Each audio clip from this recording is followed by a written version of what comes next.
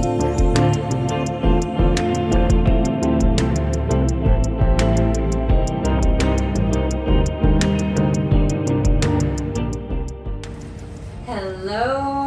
gorgeous people. Well, welcome back to the Shameless Romantic. I'm Kat, your demisexual spicy BFF, who's going to empower you with more pleasure, banish those inhibitions, uncover intense feelings, and deepen those orgasms. We are back at it with a juicy episode today. We have an amazing special guest. I want everybody to please give me a very warm welcome for Stephany. I'll say hello. Hi everyone. Super excited to be here. I'm so happy to hear Steph. Okay, so funny story, you guys.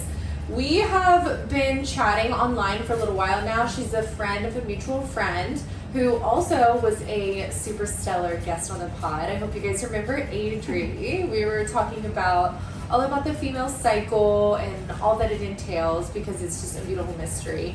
And she's like, I really feel like somebody that you need to meet because her story is really powerful. And sure enough, we connected right away with so many amazing things, just uncannily that our stories have lined up in a bunch of different ways. So thank you so much for coming, girl. I'm very, very appreciative of your time.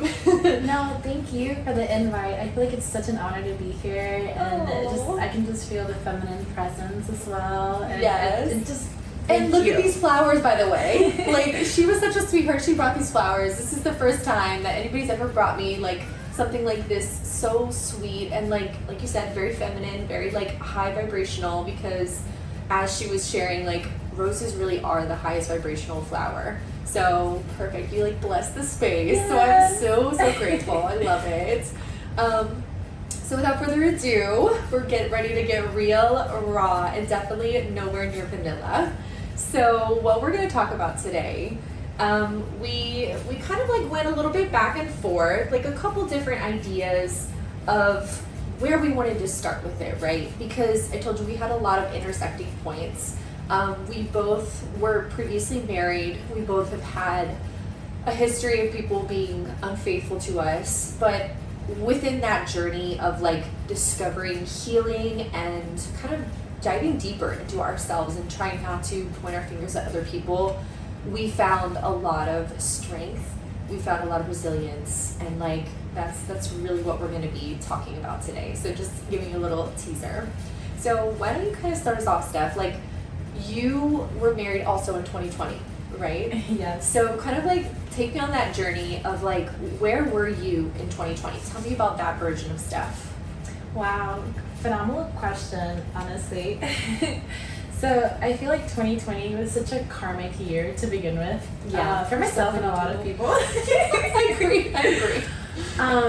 The first thing I want to say, interestingly enough, everything that happened in 2020 was actually the things that I wanted to happen. Really? But I wasn't aware that it wasn't what I needed. Yeah, I feel that. So I met someone, I fell in love, I was always the one that kind of didn't want to get married. Oh, so that's so funny. That's a funny story in and of itself. Yeah. But, we were both young and we had our wounds. And that's one thing that we had mentioned previously is that when you meet people, you kind of meet them at the same level of emotional wounds. Yeah. And as time passes, one of you or both of you are going to have an awakening, but how you choose to work through those triggers will really define the relationship. And it is very 2020 Stephany. She was not prepared, definitely what was about to come. She was very stubborn. Yeah. Especially when it came to emotions. I was kind of raised with suck it up, buttercup mindset. Yeah. Don't really process your emotions, just bottle it up. Sweep it under the rug, yeah. And unfortunately, all of that kind of blew up in my marriage. Oh, shit. People don't talk about it enough, but your relationship and specifically a marriage, it's like a mirror. So yes. Whatever in you that is either unhealed or just has those triggers, it's gonna be magnified because it's right in your face. Yes. So magnified is definitely the perfect word to describe what happened. And that version of myself, at first, she was very easy to point fingers at others. So when everything kind of started to not go the way that I wanted it to go to, I resorted to pointing fingers instead of looking inward. Yeah. So that version of myself, she definitely was not prepared for what was about to come, but in the best way possible. The rude awakening that I had definitely led to great things.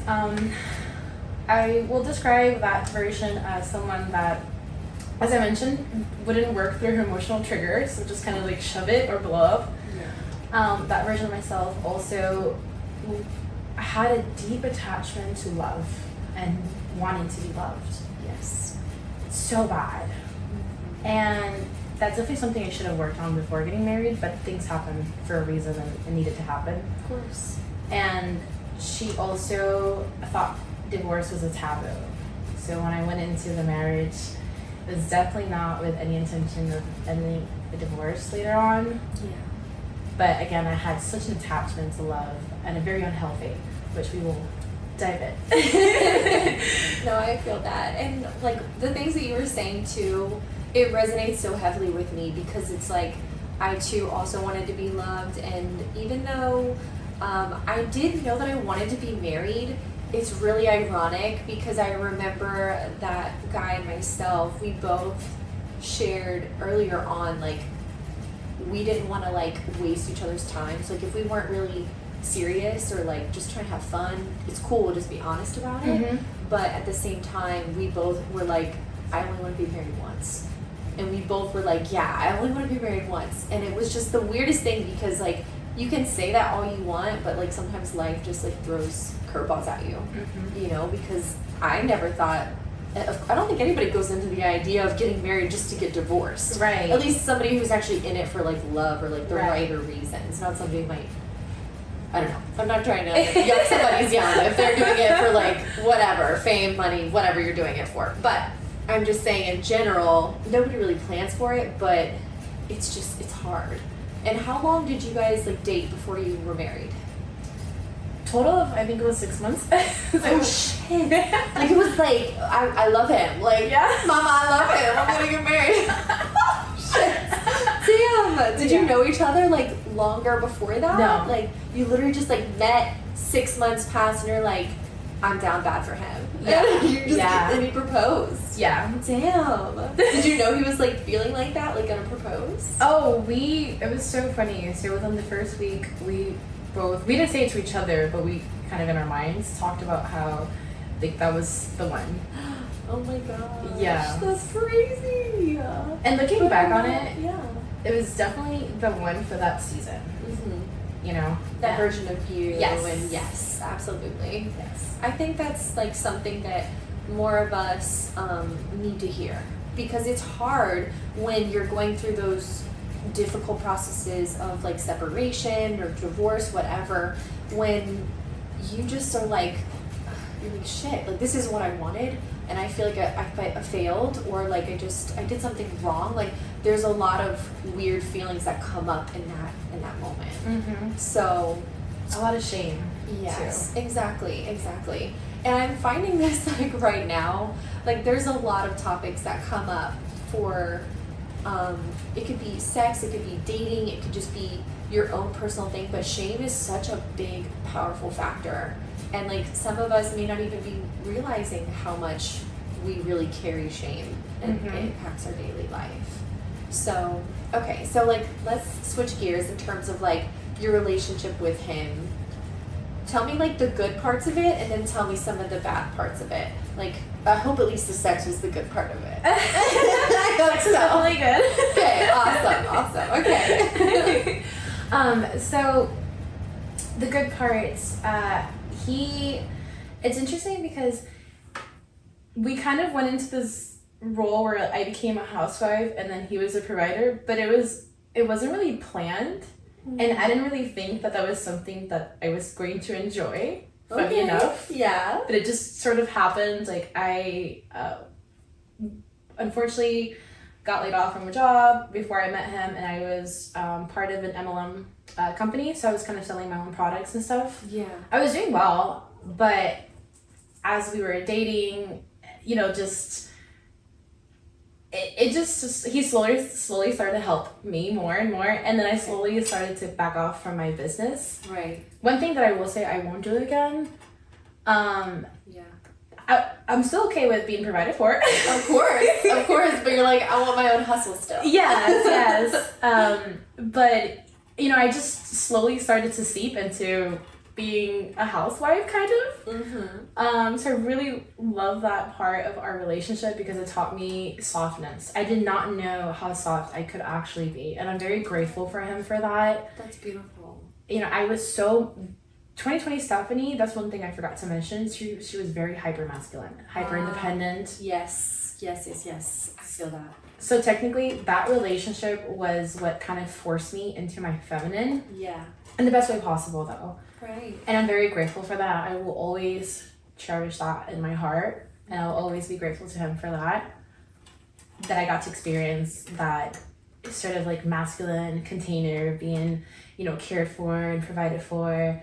Yes. Now, bad parts, unfortunately, one thing that we really differed is that, so when I met him, I kind of had just started this journey of trying to manage my emotions in a more healthier way. And we had very similar wounds, but as, you know, we got engaged, I kind of started to notice things shift in his behavior. He was becoming a little bit more verbally aggressive. Oh, no. And how he would, like the fights we would have. Yeah. And I remember trying to explain to him, hey, let's calm down. Let's try to talk things out in a more healthy way. There's better ways for us to manage this. And old Stephany, she used to kind of go to toe with someone. Oh shit, yeah. So I was already starting to respond to my triggers in a more healthy way. So it really hurt seeing someone that I love not join me in that path. Yeah. I still, again, I had such an attachment to love, such an attachment to being loved as well. And I had just gotten engaged, and we already were talking about the marriage. We had told people, so at that point I was just like, I can't back down now, even though I started to see the red flags. Yeah. Like, later on, it ended up costing me, which we'll, go into, but of course. That's kind of the bad part that started. Okay, got it. And I mean, I definitely see that in terms of like when you do go into it a little bit quicker. They say like it takes at least a year for someone's true colors to like start showing, and it's like that's maybe something to like take to heart or something too, because it's like that's tough. But you can't be mad about anything about it, because at the end of the day you really still felt so strongly about him, and you did get married for a reason. And I think everything happens because life had something to play out with the two of you. You know, you both had some lessons, like stuff that we can look back on and be like, okay, what was I supposed to learn here? What was it teaching me? Kind of thing. And I love how you're already kind of putting that into motion, because you're hinting at it right now. You're like, oh yeah, I'm looking at it now, and it's like, hindsight's always 20/20 kind of thing too. So, okay, so let's kind of switch gears into the back, like kind of end portion of how everything played out, where it is like the infidelity kind of started coming out too. And I'll also share some of my own experiences as well, but kind of take us on that journey. Okay, so vulnerable moment. I haven't really shared it before, but unfortunately, through the engagement, I kind of caught him flirting with girls through social media. Social media. Yeah. That's so annoying. I hate it. So I should have, again, another red flag that I chose. I don't know why. At the time, I thought that after we got married, things would get better, but again, whenever you choose to go blind before marriage, it's only going to blow up in your face later on. Yeah. And I will preface that I don't want to kind of point the finger at him. He was a wounded person, and I don't want to talk down on him. But yes, he is a bit of a flirt. Yeah. And one thing that he kept saying, which again I should have not ignored, was that I was just so beautiful and I was the woman of his dreams, and he just couldn't believe that I was in love with him. He couldn't believe that I could get married, that he was cheated on before, and he was very hyper vigilant as me, that he was worried constantly if I was going to cheat. So in his world at the time was his explanation that he was scared that I was going to do something, so he was kind of like trying to prepare for that. Yeah, beat you to the punch or whatever. Yes. Oh, that's so frustrating. I hate when that happens too, because especially whenever guys say like, oh, I can't believe like you're with me, or like I got this beautiful woman, da da da. Like, I'm always kind of questioning that now whenever I look back, because they say like, you know, in those kind of moments, that's when they're being truthful. Yes. You know what I mean? Because it's like they're probably doing something that's either shady or like downright disrespectful on the side, and they're just like, oh, you're just too good for me, you're just all this and that, you know what I mean? Yes. And it's frustrating, because as a woman you want to believe that they're just saying that just because you are so wonderful, but it's hard to not like take that into account, because I've heard it like literally the 2 relationships where I've had guys being unfaithful to me, they have both said those things to me. So it's just kind of like an uncanny thing. I don't know if anybody else out there has also experienced this, because I just think it's a universal thing. Like, they're just telling you, like, downright, like, to your face, you're too good for me. You're just so beautiful. I don't know how I got you, and I don't deserve you, and all this stuff. They're telling you. Yes. So it's crazy how that similarity just kind of like comes around. Sorry, this is playing with my chair. So, okay, and then like, how did things happen after that? Like, how did you handle it, and when did you approach it? Did you guys go to therapy, or like what kind of happened after that? So I was trying to break up with him, and he convinced me not to. Oh. The typical of, I'm gonna get better, I'm sorry, yada yada. And I kind of just trusted him. Yeah. And, for a while it got better. He said that he was gonna delete his social media for me. I didn't really care for that. Yeah. So he did delete the Facebook page he had for me. I didn't ask him to do that, but that was his choice, and at the time it did validate me, so I was just like, okay. Yeah. Okay. And I kind of just silly me forgave him. And one thing I will add to what you said about guys saying that, I feel like there's 2 versions of that. The guy that is just a player and is cheating on you, and then the guy which I think was a combination of both my ex-husband, where he was a little bit of a player, but also emotionally wounded. And depending on the level where the man is, like, consciously and in his own healing journey as well, being with a beautiful woman inside and out I feel like it can trigger a man. It can, absolutely. I believe that. And then some are just not ready for that, because feminine, we help create. Yes. So we're gonna inspire you to your best version as well. And it's up to you whether or not you can kind of handle that change and that shift the same way a man can inspire me to be better. That's kind of the whole point of marriage. Absolutely. Like, being like a power couple and like feeding off of each other in a healthy way. Right. Yeah. But then there's the, I'm actually not ready for all this beauty. Right. And then we self-sabotage. Exactly. So. And there was a quote that actually I posted on my Instagram. It was early on in the week. I'm trying to remember exactly what it said, but it was talking about that dynamic of like, if a man meets a woman who's like out of his league, or just kind of like really up here, he has the choice to either like rise up and meet him, and that requires a lot of energy, time, effort, work. But a weak man who chooses not to, he's gonna fail her, and he's gonna end up like bringing her down with him in a sense, because he just wasn't ready, because like being with you requires a certain healed, like hardworking version of him that some people just aren't ready for, like it's hard to kind of face, especially when you love someone so much, but it's like you can't love them enough to like bring their, you know, bring the work up for them. Mm-hmm. You know, they have to want it. They have to want you, and they have to want you so badly that they're like, I'm gonna do whatever it takes to be the man that she needs. Yes. And it's just shitty when it's like, unfortunately, you have a weak man who is, maybe he has been so wounded in the past that like his ego and all these things are getting in the way of that, or he's just being lazy. Yeah.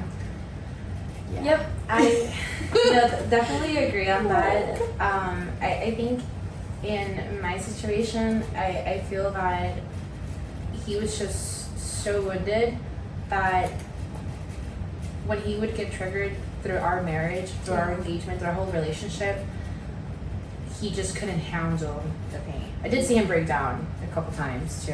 Our fight. Was this after the infidelity, or you're just saying in general? No, in general. Just like throughout from the beginning of the relationship. You know, when I first met him, we would talk about our own traumas. We were trauma dumped with each other. Oh, yeah. So I did see already kind of wounded parts of him, which is why I mentioned that. So I already saw him cry a few times and stuff. So I know it was already like hard for him. And like you said, whatever you're kind of refusing to work on, it's going to get amplified in the marriage.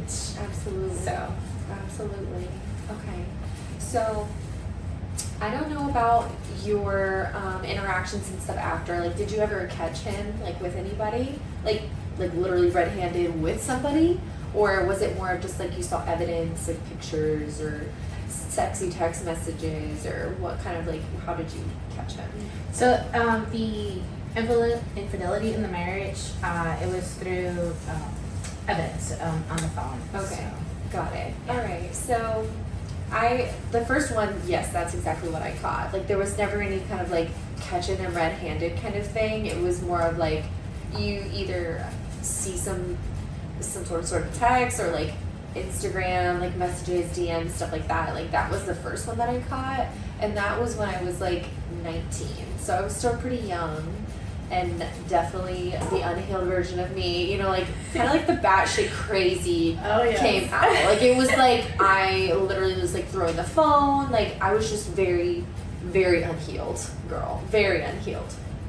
And the second version, this was actually more recently, not my current boyfriend, so please don't come for him because he's a sweet baby angel. But a couple guys before that, I had a hunch.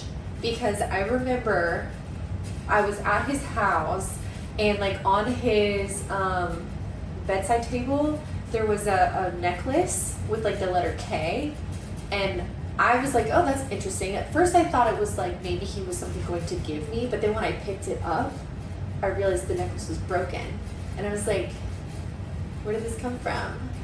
And he was just like, oh, that's my sister's, because his sister's name was also started with a K. And I was like, conveniently. I was like, it's broken in your room? She's like, yeah, she cleans like my house sometimes because she's in school. So like, I just pay her to clean the house because she really can't work. She's too busy. Like, he gave me this whole full-fledged story.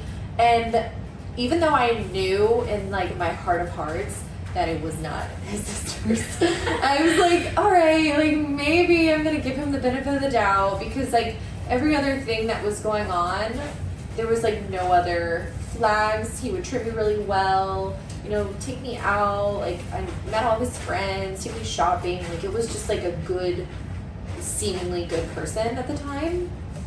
And then the second time that it happened, I was at a business event, and I had invited him to come with me.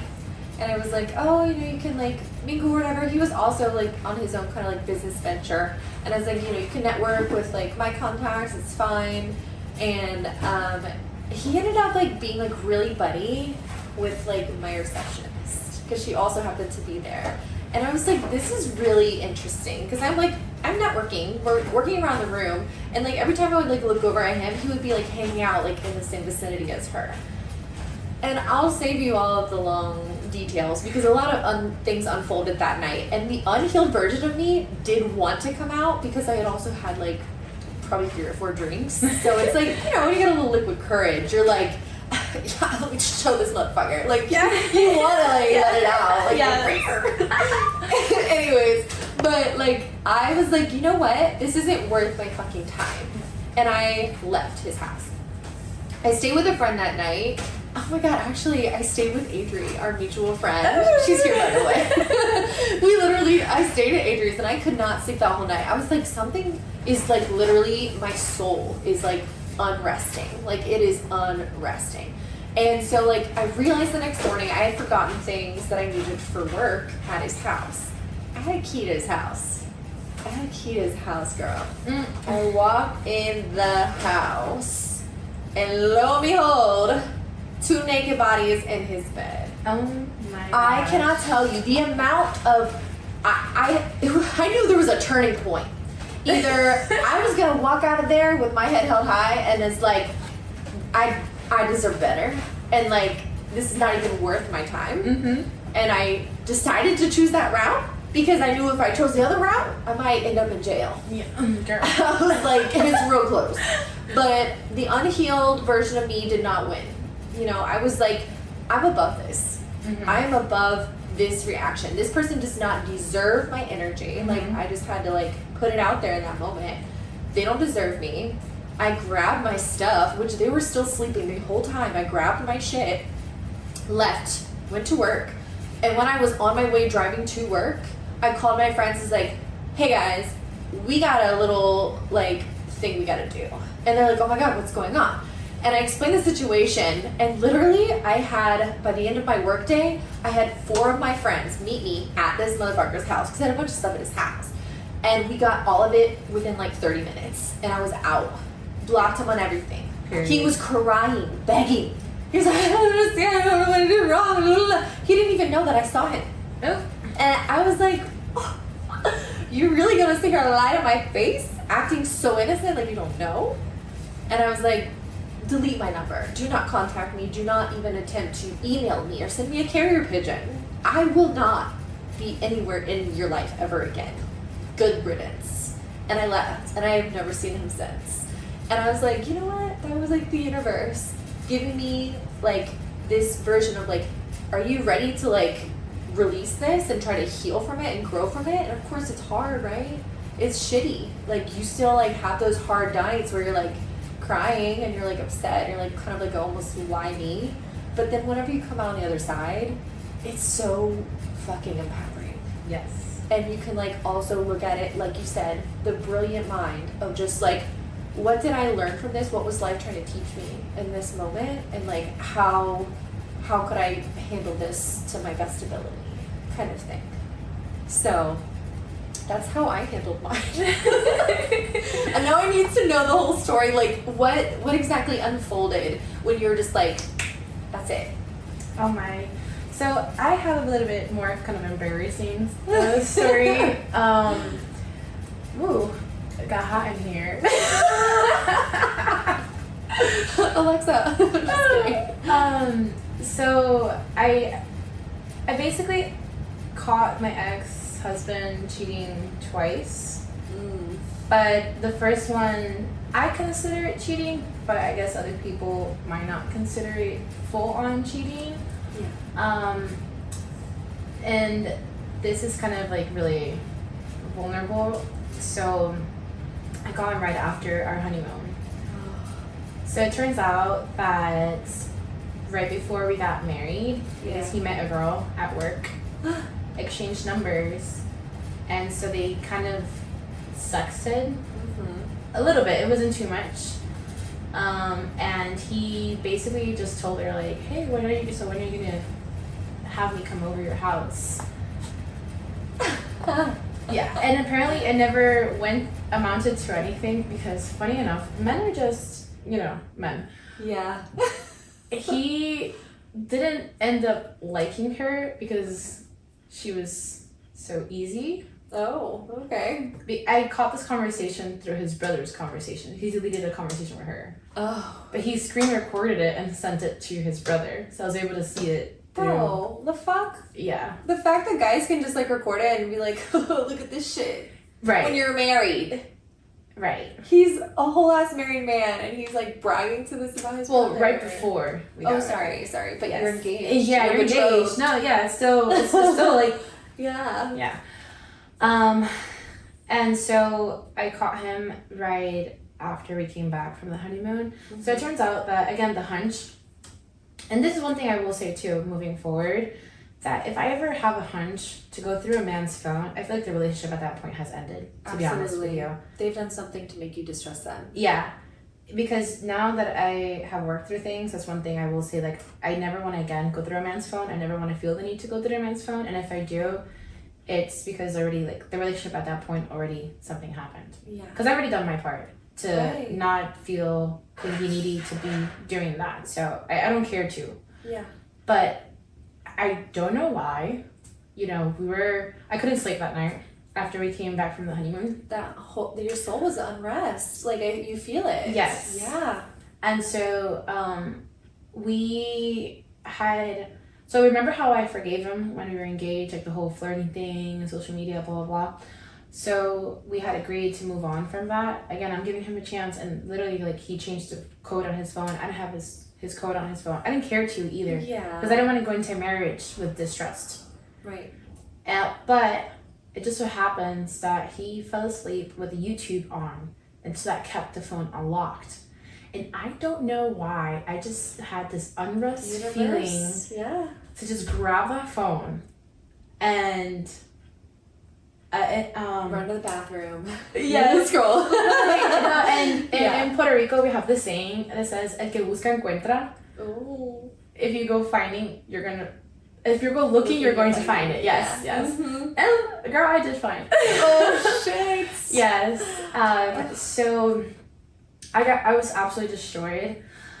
I'm gonna get really raw here. Yeah.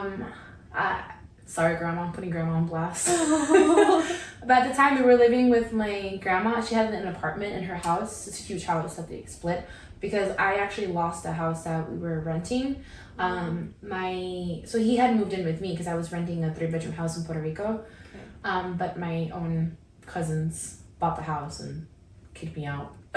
Oh, what the fuck? Yeah, that's a whole story for another day. Okay. And during, again, we got married in 2020. The whole thing with COVID in Puerto Rico was just absolutely insane back then. So housing was just a whole crisis. Mm-hmm. So, anywho, because we're in Grandma's house, I was so broken when I saw what I saw that I just walked over to my grandma and I just like curled up in a fetus position. Mind you, my grandma's like 4 feet and I'm a giant next to her. And I just started crying so much. And I just told my grandma, I need to get my marriage annulled. I'm like, I'm within 30 days. Like, it's done, you know? Yeah. And her generation is a bit different. Mm-hmm. And so she was like, baby, you know, you both are young. And I'm not saying he's right, but he's definitely young and growing. I say give it one last chance because technically this is stuff that happened before you were married. Not to say that it was still right, but maybe it's, you know, he also comes from unhealthy, you know, patterns. So his parents were divorced. His mom cheated, constantly has different relationships, the whole thing. I don't want to bash someone else's, you know, family, but just to give you context that he didn't really have a proper model for a healthy relationship. Exactly. So my grandma was just like, now he's seeing something else, so try to work it out. You guys literally just got married. So I did. But the part of me that saw what I saw had a lot of resentment. And this is the part where I do say I take accountability. I was unhealed. Yeah. And I was really petty. Like whenever we would have like random conversations or like random fights, I would throw like a dagger reminder of like what he's done. Yeah. Let's say like I wanted him to do something and like maybe he didn't want to do it. I would kind of use that. Mm-hmm. And that was definitely not something you should do if you choose to forgive someone. Yeah. Now, do you want me to go into the infidelity in the marriage? Yeah, I mean, like, just whatever you're comfortable sharing, you know? No, I'm fine. Mm-hmm. So then, what I call, like, the real infidelity, because it actually occurred within the marriage. He was going to the gym a lot at the time. I kind of wanted to work out, but he was very hyper vigilant of me. This is where I started to kind of gain weight. And he was just like, oh, like, I love you how you are. You don't need to work out. You need to take care of yourself. Da da da. And I'm just like, I let him get in my head. Yeah. And since like we would fight so much from time to time that I kind of just, I don't know, I accepted the bits of love that I would get. Yeah. But what I didn't know is that he was actually going to the gym, yes, to work out, but he was actually seeing someone at the gym. Oh, God. Yes. Yes. Crazy. Yes. And I feel like the worst part is that the girl knew he was married. And that's just one thing I will say off topic. I feel like women need to be a little bit more girls girl. Because like, you can't think that what he's doing with you, he won't do it to you. Yeah. That is literally, like, mic drop. That is what people need to remember at the end of the day. Yeah. These are not somebody who you would want to also marry or take home like that. It's not anything lasting. Yeah. You know, so it's true. Yeah. It's true. And I'm just so sorry you got to deal with it. Because it's like, and did you also find that out, like, via, like, looking at his text messages? Or, like, how did you find out about that? So that one, now looking back on it, it is a little bit of a blur, but yeah, it was mostly through your phone. So what happened? Gosh. His car had broken down. Oh. So he was using my car. And my car, I have a GPS tracker on it from T-Mobile. Yeah. But it was more for safety because I used to work at the time in Puerto Rico when I was studying nursing. I worked at a call center at night. And the call center was located next to like kind of a not so safe area. Yeah. The people wouldn't really do anything to you, but they were stealing people's like car batteries while you were working and tires and stuff. Right. So the GPS tracker, it wasn't just a GPS tracker, it was like a whole security device. So like if you opened a door or touched the car or anything, it would like send me an alarm. That's why I had it. Yeah, yeah. But conveniently, it had a GPS tracker. And so there was this day where this whole week we were, for like 2 weeks, things were like really, really off between us. Yeah. Like, yeah, we had fights here and there, but you know. Yes. You know when it's like off. Mm-hmm. Something's happening. Fighting senses are going on. And he randomly was just like, yeah, I want to work on myself. I want to work on healing. I want to be a role model to my little brother. And so I want to pick up my little brother and spend some time with him. I don't know why, but just the way he said that. Yeah. It was just so... And mind you, probably. The whole time, I was very supportive of him trying to, you know, help his family out and everything, you know? Yeah. But there's just something so, like... The way he said it. Yeah. And so this part where I might have gone a little cray-cray. And I started tracking him. Yeah. Well, if he's using your car, first of all, right? That's totally fair. Yeah. You're tracking your car. You're not tracking him. Let's be clear. Okay. Protecting your investment as you should. Yes. And so I see that, yes, he goes to his mom's house. Yes, he ends up going into like this smoothie place that he's taking his little brother at, right? Mm-hmm. The worst part is that he's sending me photos. Selfies of him and his brother at this like smoothie place. And basically what I ended up doing, I got really suspicious when I'm trying to remember the details of it. Mm-hmm. So I think it was that when he came right back home, he actually told me that he doesn't know how he feels about the marriage. And I thought that was like, okay, at that point, there's something's really off here. Yeah, you know? 100%. So then, yes, I went through his phone again. I don't remember how I got in, to be honest. Because I kind of went crazy after. But I basically ended up finding out in his phone that he was seeing someone else. And what he did was, and I ended up finding out later on that he confessed to me, his mom helped him plan the whole thing out. Cheating? Yes. She knew? Yes. Oh, that's awful. She was the one that told him to use his little brother as a cover-up. Wow. Wow. You guys can't see, but Adriana is gasping. I know, she's like, flappers are gasted.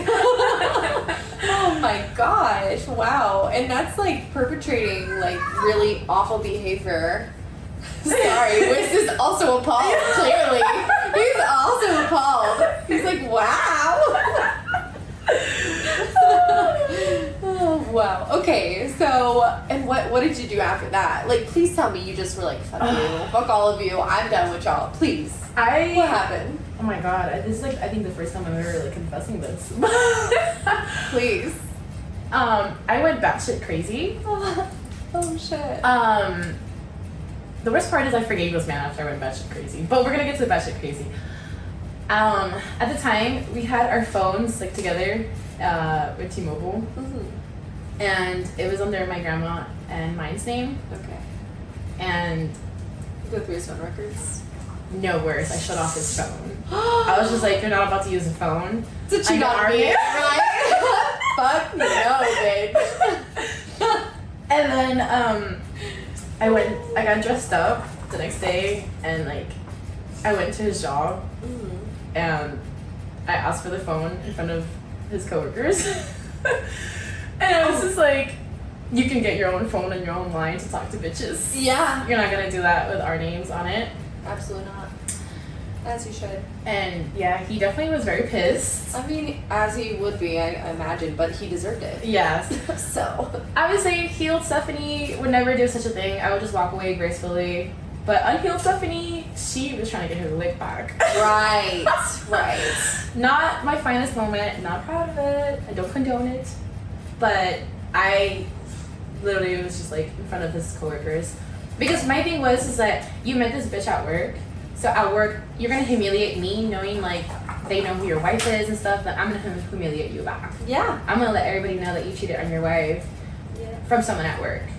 And go get your own phone line. Mind you, the logic is there. Yeah. Mind you, he was kind of paying for the phone, but because it was under our names, I was just being a bitch. I fully admit it. You know, I was being petty. It is what it is. Sometimes it's just like some people deserve that. Yeah. You know what I mean? Yeah. So yeah. Cheating on you, like, and literally after you've tried to forgive him, move past it, and like all these things, no. Yeah. And the fact you even got your mom involved to know how to cheat better, that's just, come on. Yeah. Mm-hmm. That was really rough. Yeah. So I ended up finding out because, so again, typical boohoo, you know. I forgot to mention, I actually ended up talking to the girl. You did? I did. And she was not a girl's girl. I talked to her. I will never again talk to a side chick. I will never do that, to be honest. Lesson learned, because I was just so pendeja into Spanish. Yeah. No, yeah, for real. I was coming from a place of like, hey, I want to know how bad this was, because he was trying to convince me to get back together, right? Mm-hmm. So I just wanted to know what version he was giving you, right?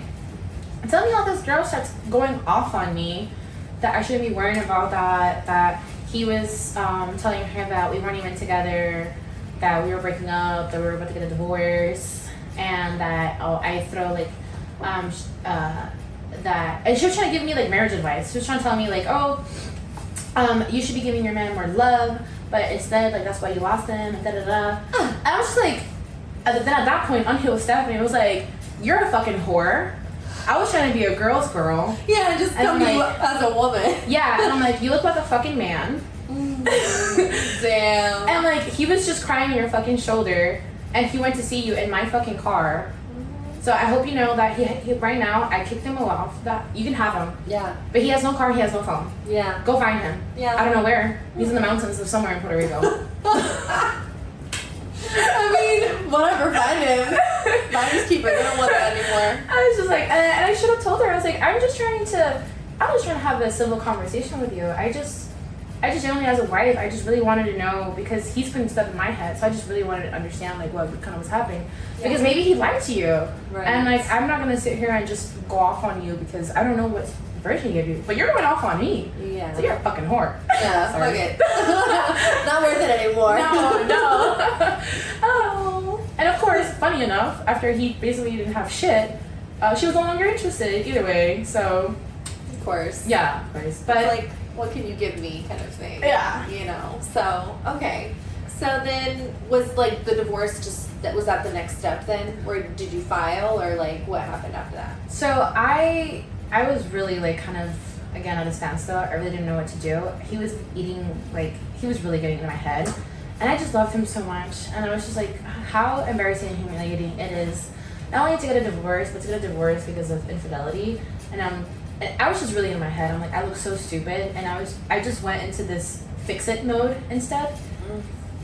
And then again, my grandma, you know, and then his grandma too. So my grandma and his grandma, they were both really close to us. And they were kind of trying to give us like old school advice in our marriage. And his grandma too told me like, hey, please forgive him. Like, he really loves you. Like, this has really destroyed him. I don't understand. Like, everybody's just like okay with it. Yeah. Nobody was shaming him or condoning him? So like, they were. And my grandma was very pissed at him. Absolutely.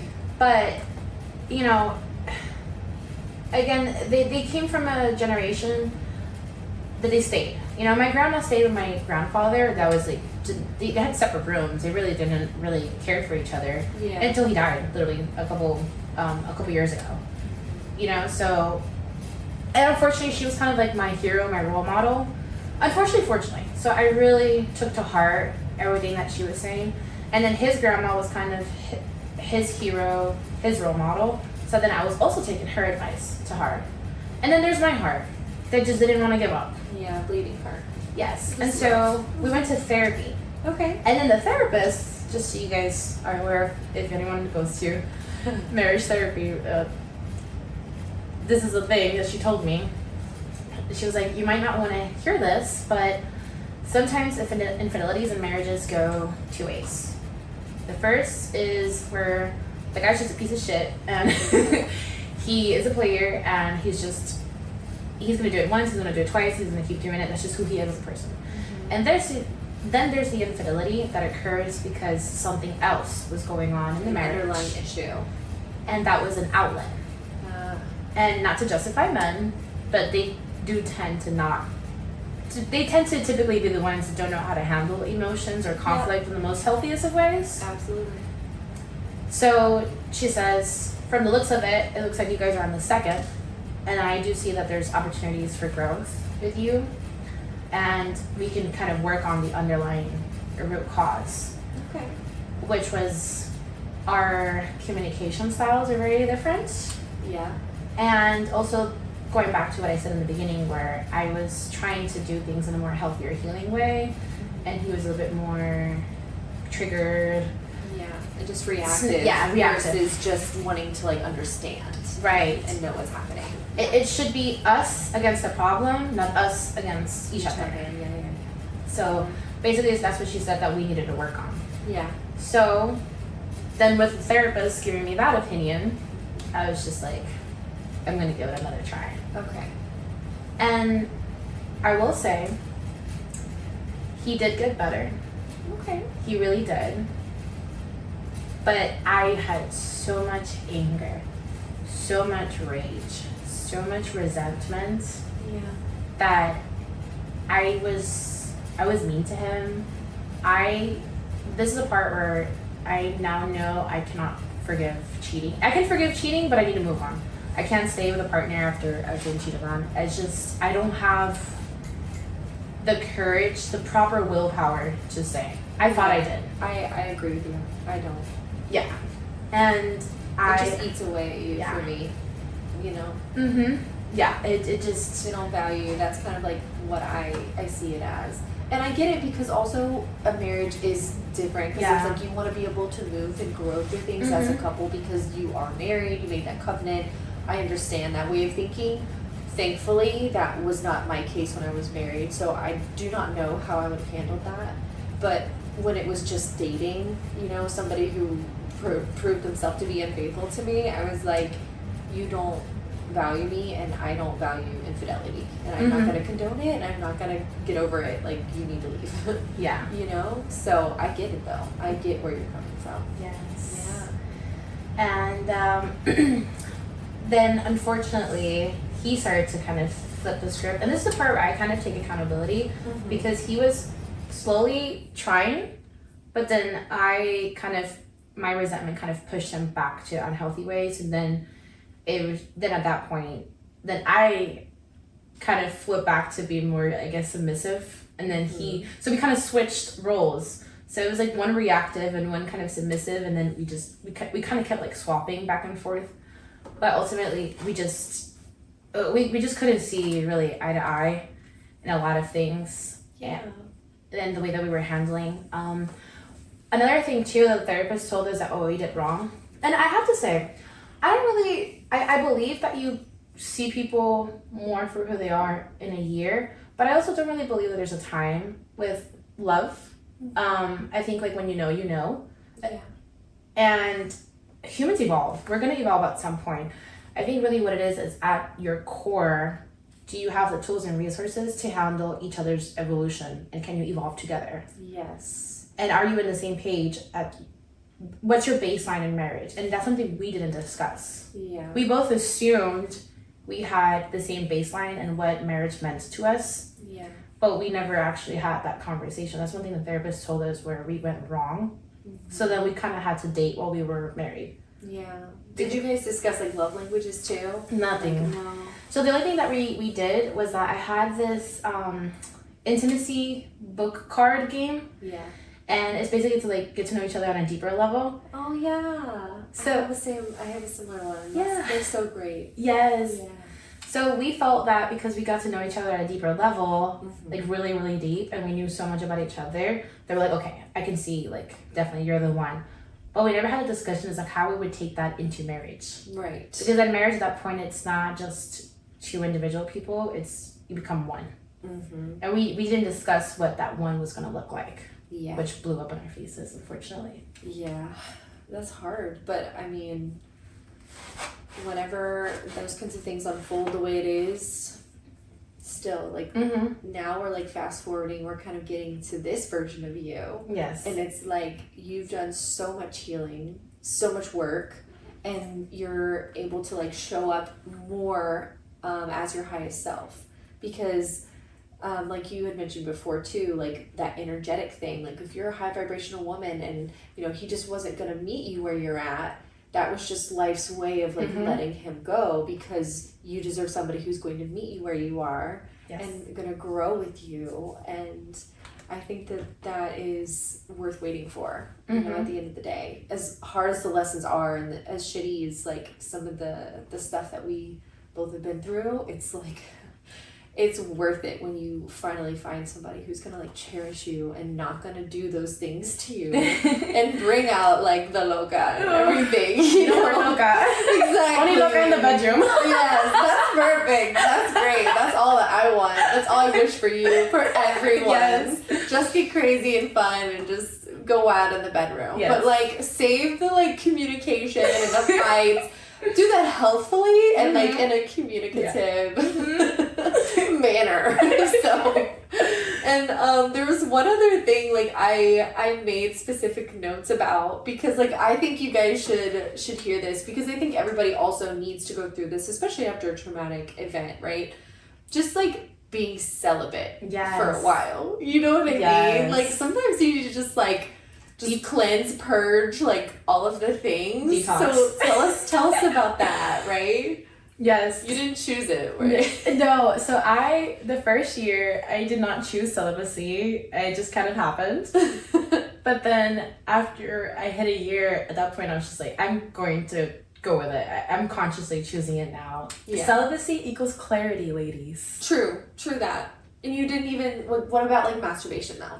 Oh, no, that's not... That's self-pleasure. That's okay. Perfect. I'm just making sure we're on the same page. No, but making sure we still need love in some way. Yes. You gotta show yourself love. In 3 years, like that's impressive, babe. That's awesome. And I bet you do feel like so much better, because you're like, for the person who you are willing to share your body with and stuff too, it means more. You're not just like whatever. It's like it means more because you're like, well, are you willing?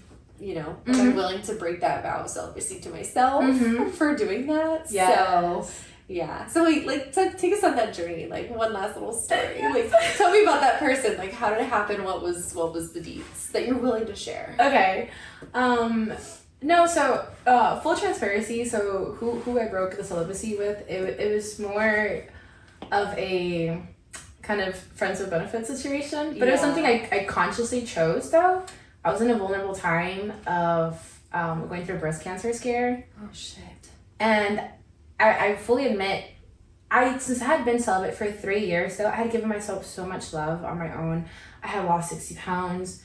I rewired my mind into my mindset, my values, everything was just like completely different. But, you know, I was vulnerable.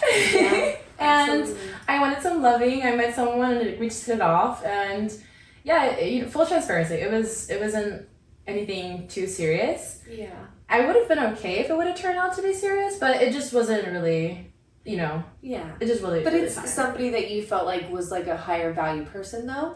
For sure, he was a gentleman. He was right. sweet. I feel like there's something to be said about friends with benefits relationships because they like respect you and like they treat you well. Yeah. You know what I mean? They're also like usually very giving in the bedroom. We love that. And they just like, I don't know, they just like treat you like a proper person needs to be, not just like some girl to be like laid, like somebody you actually like know, you have a little friendship with, and you're like, you know, I respect you, but I also do find you attractive, and we can have fun with that. Yeah. You know what I mean? Yeah. So I love that. Yeah. Well, okay, but let's talk about, so it was just a scare though, breast cancer. No, it was just a scare. Okay. So yeah. Okay. And luckily nothing bad turned out to be. I did have a surgery. I had to have the lump removed.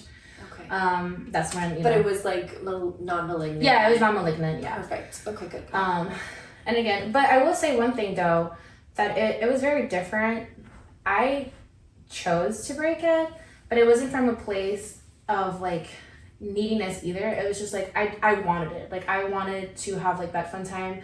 Yeah. Because during that time period, the doctor, he was telling me, you know, not to scare you, but this really looks like stage 4 breast cancer. So I was kind of like, life is short. Right. Like, I'm about to lose the titties.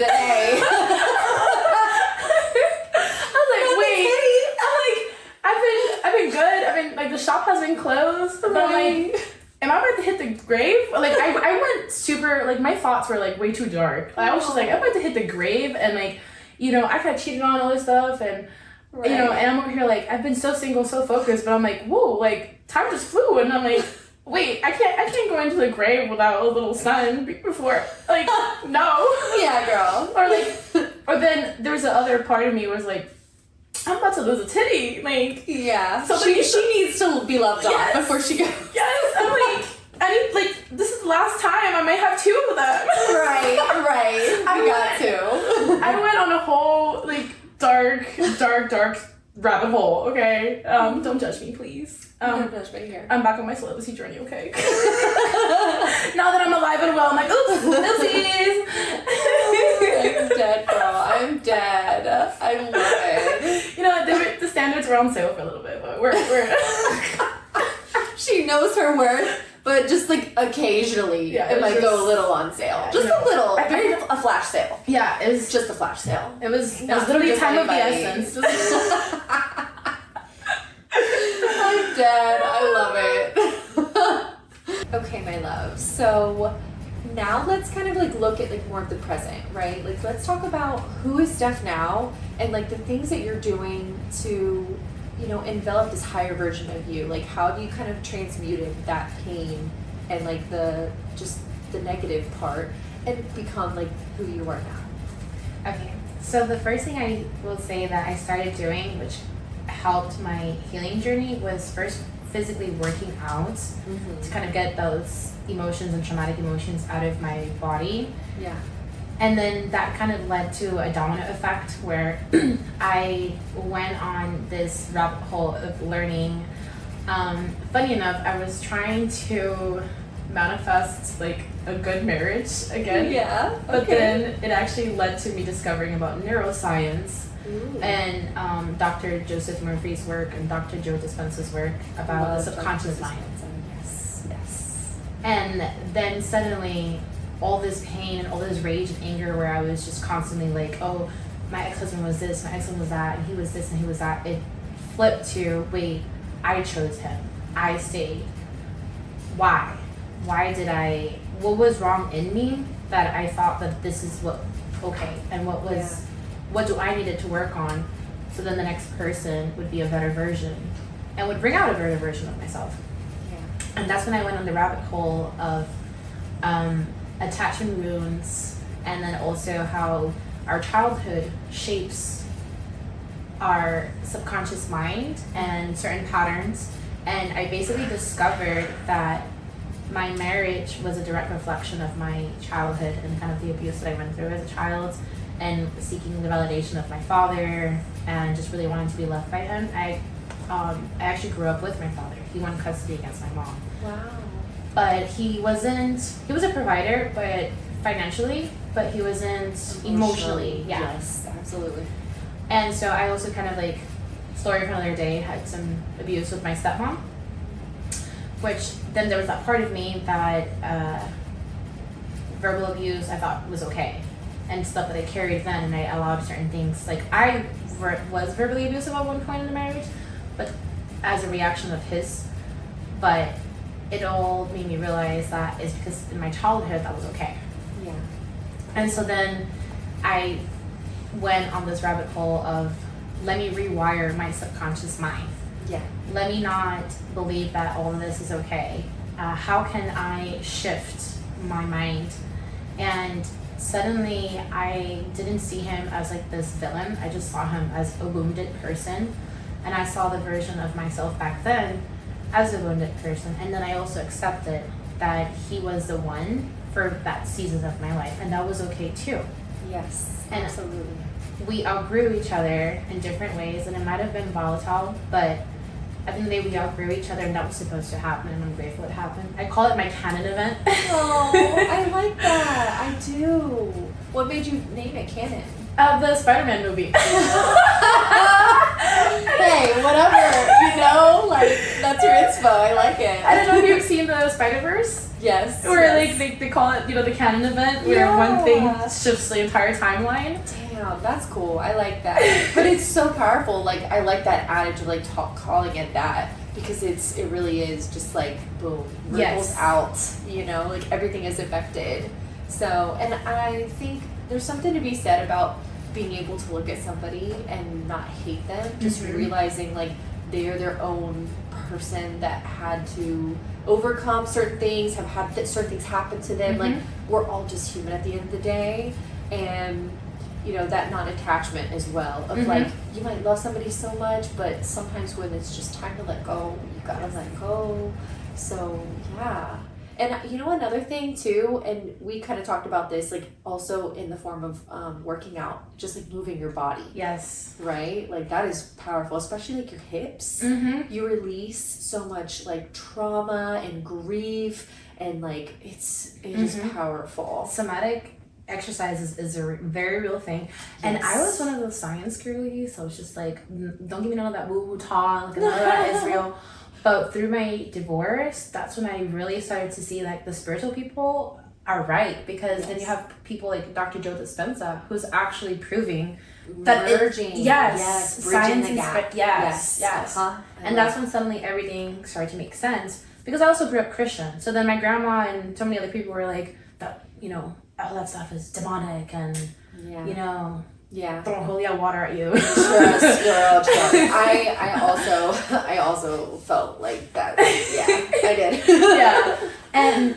And that's when really, like, as a science girly, that helped me so much to really understand, and it helped me to not feel so crazy. And I want women to really understand how much power we actually truly have when you decide to take responsibility. Yes. And that's where also kind of like shame kind of trickles in. Yeah. It kind of like little fingers, like you know, inch in your brain or whatever. I get that. But then you have to kind of like fight through it, because I realized that shame feeling is a trigger, and there's something else that lies beneath it. And to kind of like wrap up my healing journey in that, I'm so grateful for the marriage and the divorce because it forced me to finally heal everything that I was carrying from my childhood. Yes. I did not realize how much baggage I had inside of me. The amount of times in yoga and in meditations, and I even met this energetic therapist that she actually helps with like cord cutting and like it's kind of like hypnotic type therapy. Yeah. And she was pulling out emotions out. I don't really know how to explain it, but she would kind of like, because she does work with you blindfolded. Yeah. And then she's kind of like talking to your subconscious mind, and then she starts pinpointing parts of the body. You know, the body keeps a score. Yes. And it turns out that in my belly area, I had so much trauma there. It's really pretty wild. Wow. And she would just like pressure point, and I would just start like bawling my eyes out. Like, wow. I had literally so much pain, but had it not been for the chaotic marriage and divorce, I would have never been forced to look within. Right. I had it's your to. canon event. It's my canon event. Literally, like you become this version of you where you're like so open and you're just healing like light years fast because now you're like open. Your mind is open to all these other things too. And that is beautiful. Yes. That's beautiful. I need to learn whoever that lady you're talking about. I would love to like meet her, do a session with her or whatever. Because I think I also probably have some things to work through. And also question for you. Yes. Is it something that you like went through completely on your own, like whenever you were reading and doing your research? Did you do like all this healing and journey alone, or did you ever go to like just like a traditional therapy, anything like that? No, after the failed therapy in my marriage, full transparency, I kind of just didn't really believe in traditional therapy. I know that there was something else that was missing, and the missing piece was the neuroscience and how our behaviors are associated to our emotions and our, you know, from our childhood, and just that was like the missing link for me. And also with the spirituality. Yeah. And it was also a dark time for me because I felt so much humiliation and embarrassment from going through a divorce and how I fought for a marriage that wasn't really gonna go anywhere. And I had so much of that shame that I didn't want anyone to know kind of like what was I really doing. And I actually deleted all my social media for 2 years, and I went completely like off grid. And that's when like I was working out and doing the meditations, all that stuff. I was basically talking a lot to my higher self without even knowing that that's what I was doing. I was slowly aligning. What kind of talks were you, if you like, and you know, think about that? Share. So in a lot of the meditations that I would do, I guess they call it like downloads, you know? Yes. But I did see in the meditations my higher self, and I also got to see like little girl Stephany. Oh. And I remember this one meditation that I did, and it was the first one that tripped me out. And it was where I got to meet my higher self, and she was like wearing this like white dress, and she was just so calm. And during that time of the divorce, I was just so like sporadic, right? And I was just like, how do I become that? Like you're just, like I can just like just standing in front of her, I could feel a peace and serenity oozing from her, and I'm just like, whoa, like that's and it feels good when you're ungrounded and stuff. Yes. Yeah, and cool. Then she was basically telling me that the whole, not to point a finger at the other person, like you have so much more power than what you think. It's all within you. When you shift into knowing that it's all within you and you can control your emotions, you don't have to be reactive. Understand that there's always a root to, there's always a why to the why to the why. Yes. And when you find that, you can work with that versus just playing a victim, because I really, for a while there, I kind of was in this like victim mindset. Yeah. But then after doing those meditations, like seeing like this version of myself that she was owning the pain, the shame, and it was just so calm and serene after everything. I became obsessed with like reaching that. Yeah. No, that's powerful, and I have to say, like, I hope everybody out there can get a taste of that. And meditation is so freaking powerful Yes. like that. I also have had so many experiences where you're just like, you feel like you're on another planet because you're like, this doesn't even feel real sometimes. You're like, am I hallucinating? Yes, yes. But it is like the most calming and like clarity giving space. And it's a gift to yourself, you know, like I feel like in the beginning it is a little hard because you know, like in the modern era everything is so quick, like time is like so like instant gratification. Yes. And it's like you have to like really train your brain to slow down and focus on yourself and like just go inward and like find all of the answers to anything is inside. And I think so many more people needed to hear that right now. So thank you for sharing that, because it's like it's great when you really do shift that focus.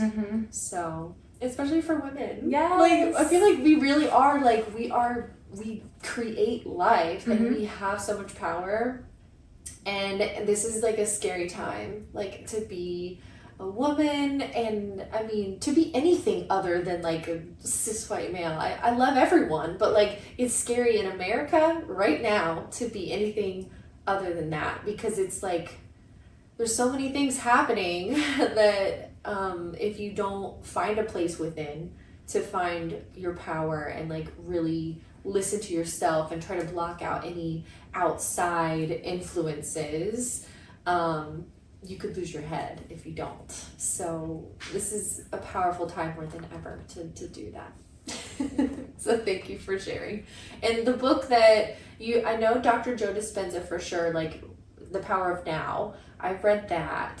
And then what was the other doctor you mentioned? Oh, Dr. Joseph Murphy. Joseph Murphy. I have not heard of him, but I will have to do some research. Any books you can recommend? Yeah, so The Power of Your Subconscious Mind. That's his like really popular book. Okay. And don't quote me, but if I'm not mistaken, Dr. Joe Dispenza's work kind of started thanks to Dr. Joseph Murphy. I could be wrong, but Dr. Joseph Murphy, he was basically teaching what Dr. Joe Dispenza is teaching now in the 1940s. Oh, okay. But his book is more mixed with Christianity, which that really helped me to start breaking the limiting beliefs between religion and spirituality and manifestation, because Dr. Joseph Murphy in The Power of Your Subconscious Mind, he basically explains that how to properly pray, which is what we call nowadays visualizations and meditation. Ah, okay. Yes. I like that. There's another book, and whenever you kind of tied in religion as well, there's another book that I read. I feel like it's on my bookshelf right now, but I don't want to get up and go get it, obviously. But it was like the 11th Testament or 11th Commandment, or I don't know. Adrienne, does that sound familiar? There's a book, and I will find it, and I'll also have my editor put the book here as well. I'll try to find all the books that we discussed and put them here for everybody to see. But it does follow something along the lines of religion, and but it's written not like an informational, like, oh, like chapter 1 on this topic. It's written like a story, and the character learns these lessons as he's progressing through the story. And you find out like kind of like later on in the book, like he's basically undergoing like enlightenment, all these different things. And it's really cool because the author writes it in a way that it's like, I honestly couldn't put it down because I was so interested in like the action of what was happening in the story. And then it's kind of like the little like, oh, this little thing you need to learn, this little thing. And it's all about like mastering yourself and like your mind and the way that you communicate with others and not letting yourself be influenced by others. And it's like, it's really cool. Like I love spirituality, and like especially when you tie in all those other elements, you know? Yes. Because it legitimizes it to where somebody who's like, oh, that's just woo-woo. It's like, no, it's not just woo-woo. It's not just woo-woo. It is quantified. There are studies. There's research. It is repeatable. Like, this is literally stuff. Yes. And especially in, you know, like, remember when back in 2020, when, like, everybody was talking about all of the CIA files that were being released? Yes! Boom! Like, I was like, oh, shit. Like, this is getting real. Because, like, you go through and you read some of those files, and you're like, they have been keeping this from us because it keeps us from knowing our power. Right. That's what it all gets down to. The fact that we can co-create our reality. Yes. And people need to learn these things. People need to know. Like, don't be sticking your head in the sand. Don't be a sheeple. Don't be sheeple. No, because for example, to use my story as an example, if I wouldn't have access to all this information about like neuroscience and the fact that I can shift, I probably would have still been in this like, I hate men, they're all shit, they're all cheaters, I'm a victim, you know, woe is me, and probably stayed overweight.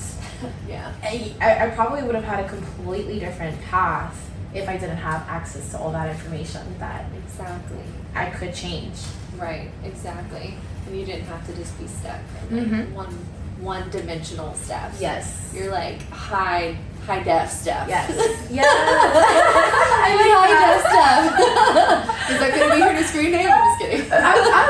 Write that down. I'm just kidding. But either way, I love that. And, you know, is there any other things you can think of that you want to give like somebody a tool or resource if they're kind of undergoing the same journey?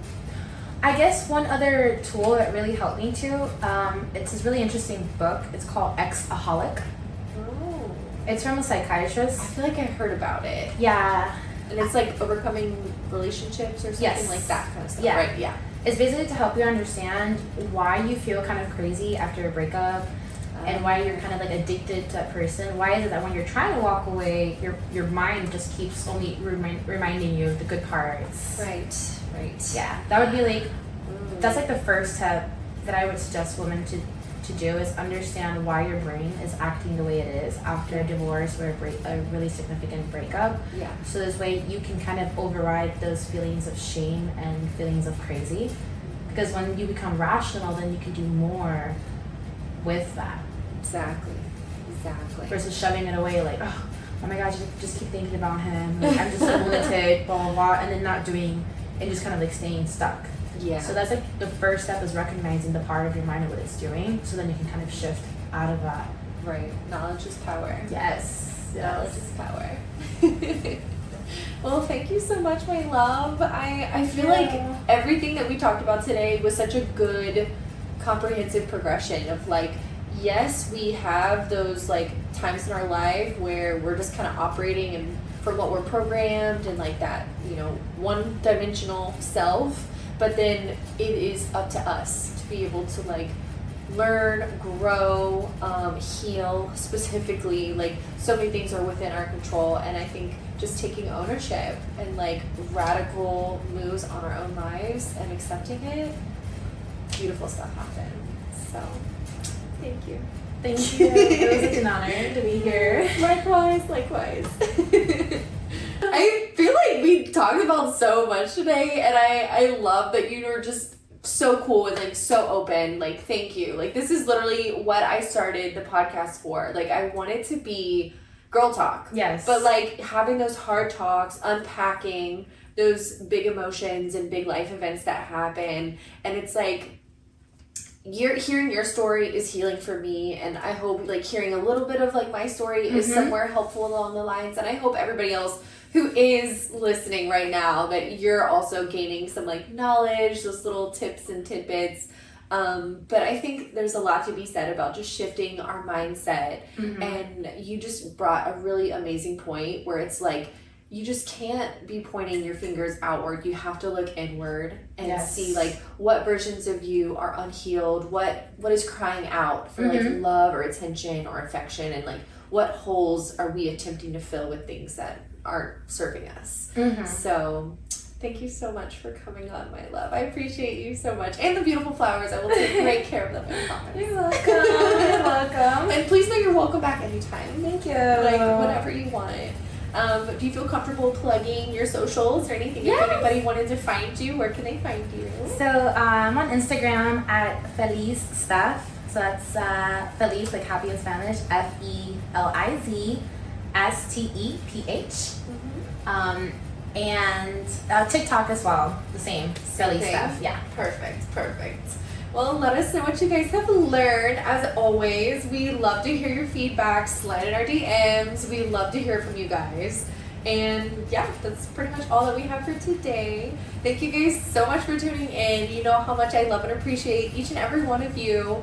Like, it really is truly an honor to be somebody who's just like having those hard talks, like I said, unpacking things that maybe you may not feel comfortable like speaking about, but like maybe you just want a friend to hear, you know, that somebody else is going through it or has gone through those really difficult times and made it out like lighter and brighter on the other side of the tunnel. So yeah, thanks for trusting me to be your spicy BFF too. You know, your girl loves to get spicy and talk all things sex. This was a little bit more mild of an episode, but there'll be very many more. So don't forget to like and subscribe wherever you're listening. And as always, stay nasty but classy. Until next time.